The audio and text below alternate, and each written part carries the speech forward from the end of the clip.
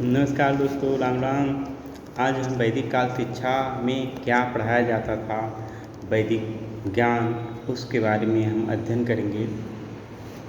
आध्यात्मिक ईश्वरीय भक्ति भावना का ज्ञान, व्यक्तित्व का विकास, नैतिकता का विकास, चरित्र का विकास, आध्यात्मिक भावना का विकास करना, आत्मा में परमात्मा का अंश ढूंढना, कर्म योग, ज्ञान योग, भक्ति योग की प्राप्ति किया जाता था। अंतिम उद्देश्य था मोक्ष प्राप्त करना।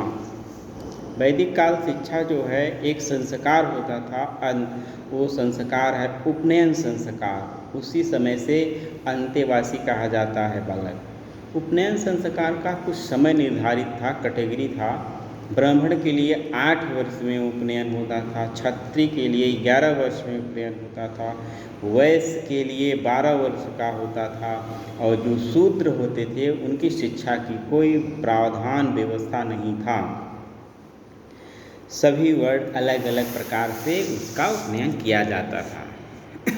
बालक का सिर मुड़वा करके, छील करके, टिक्की करके गुरु के सामने लाया जाता था और गुरु के सामने पलथी मार के बैठ जाता था। बालक चावल हल्दी के दाने मिला करके नीचे छींट दिया जाता था।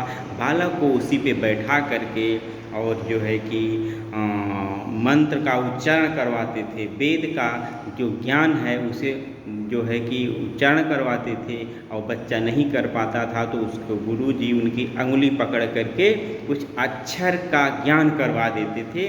उसी दिन से उनका जो है अंतेवासी गुरु के पास रह करके गुरु आश्रम में शिक्षा ग्रहण करते थे, और उसी दिन से जनेऊ धारण हो जाता था। जनेऊ धारण में 3 धागे रहते थे। 3 धागे से आशय है ब्रह्मा विष्णु महेश तीनों देवता के आधार पर जनेऊ जो है कि पहनते थे। उसी दिन से उनका अंतेवासी भी कहा जाता है है ना। इस प्रकार से आश्रम में बालक पढ़ेगा हमेशा और वहीं रहेगा, गुरु को खिलाएगा, गुरु का सेवा सत्कार करेगा, इज्जत करेगा, सम्मान करेगा। जिस एरिए में जाएगा भिक्षाटन के लिए शाम में, वह जो है 5 घर केवल दाना मांगेगा, कुछ भी मिल जाएगा, वही 5 घर लेकर आएंगे बालक, और वह बनाएंगे, गुरु को खिलाएंगे, फिर वह स्वयं खाएगा।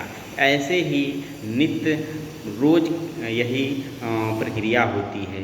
कहने का मतलब गुरु शाम के समय संध्या वंदना करते हैं, सुबह के समय नहा धो करके फिर जो है कि ज्ञान की बातें, वेद की ज्ञान की बातें को बताते थे। इस प्रकार से जो है वैदिक काल की शिक्षा थी। नेक्स्ट टाइम में और कुछ हम बताएंगे।